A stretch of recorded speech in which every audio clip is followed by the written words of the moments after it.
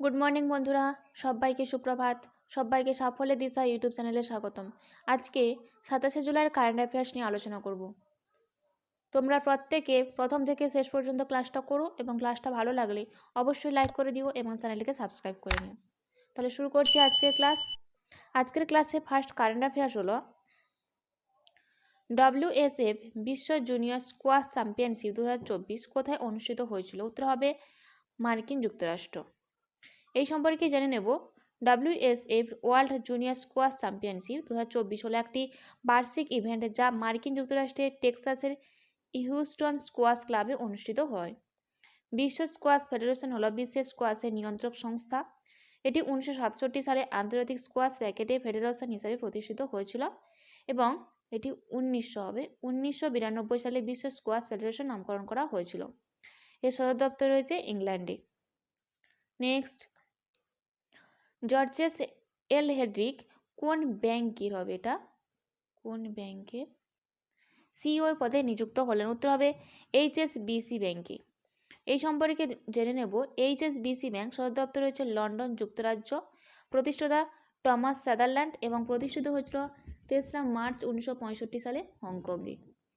Next, squash খেলোয়াড় সৌর্য বাওয়া 2024 সালে বিশ্ব জুনিয়র স্কোয়াশ চ্যাম্পিয়নশিপে কোন পদক জিতলেন? উত্তর হবে ব্রোঞ্জ পদক।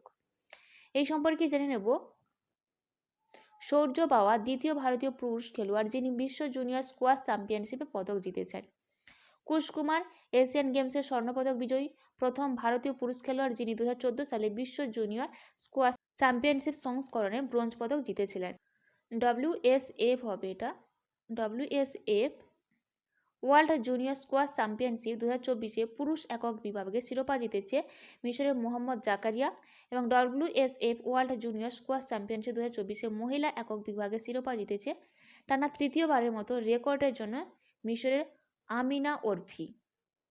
নেক্সট, উলফি জোশ কোন ব্যাংকের হোল টাইম ডিরেক্টর অর্থাৎ এক্সিকিউটিভ ডিরেক্টর হিসেবে নিযুক্ত হয়েছেন? উত্তর হবে সাউথ ইন্ডিয়ান ব্যাংক। এই সম্পর্কে জেনে নেব। সাউথ ইন্ডিয়ান ব্যাংক লিমিটেড হলো একটি প্রধান বেসরকারি খাতের ব্যাংক যার সদর দপ্তর কেরালার ত্রিশূরে অবস্থিত। সদর দপ্তর রয়েছে ত্রিশূর। সিইও রয়েছে PR শেষাদ্রি। প্রতিষ্ঠিত হয়েছিল 25 জানুয়ারি 1929 সালে। নেক্সট, 9তম মহিলা ক্রিকেট এশিয়া কাপের আয়োজক কোন দেশ? উত্তর হবে শ্রীলঙ্কা। এই সম্পর্কে জেনে নেব। মহিলা ক্রিকেট এশিয়া কাপের 7ম আসর 19 জুলাই 2024 তারিখে শ্রীলঙ্কার ডাম্বুলায় শুরু হয়েছিল। এটা হয়েছিল T20 ফরম্যাটে অনুষ্ঠিত। এটি হয়েছিল 9ম মহিলা এশিয়া কাপ। ফাইনাল সহ হওয়া সমস্ত ম্যাচ 19 থেকে 28 জুলাই 2024 পর্যন্ত ডাম্বুলার রাঙ্গিনী ডাম্বুলা আন্তর্জাতিক স্টেডিয়ামে অনুষ্ঠিত হবে। ভারত, নেপাল, সংযুক্ত আরব আমিরাত, বাংলাদেশ, পাকিস্তান, শ্রীলঙ্কা, মায়ানমার এবং থাইল্যান্ড এই আসরে 8টি দল অংশ নিচ্ছে।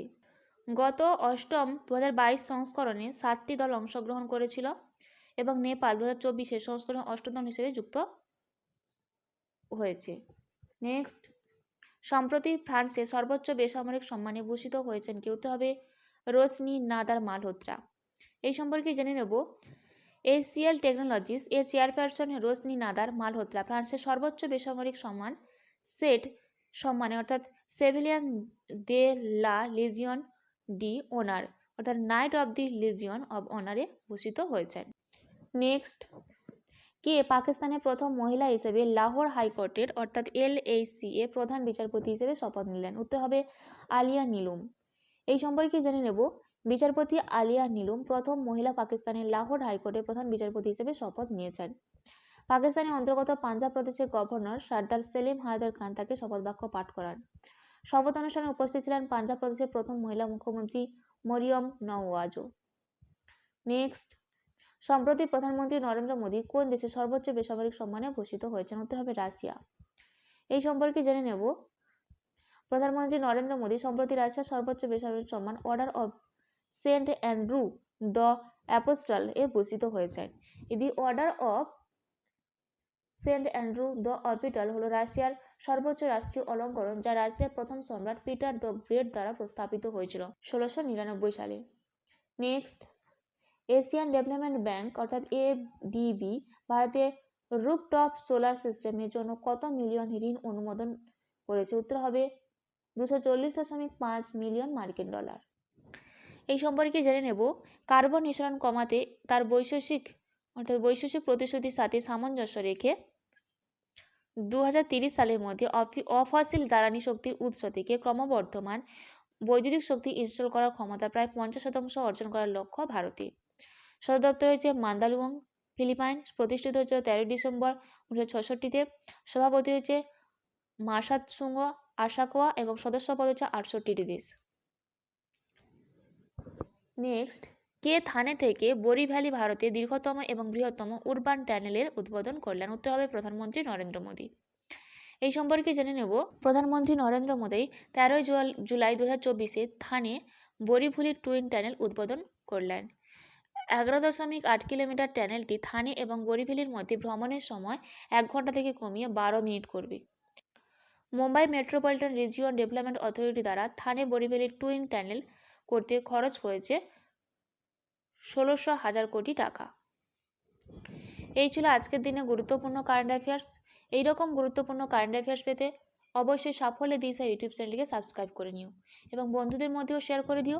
তাহলে আশা করি আপকামিং যে কম্পিটিটিভ এক্সামগুলো আছে সেটা কারেন্ট অ্যাফেয়ার্স নিয়ে কোনো সমস্যা হবে না। আজকের ক্লাসটা এই পর্যন্ত।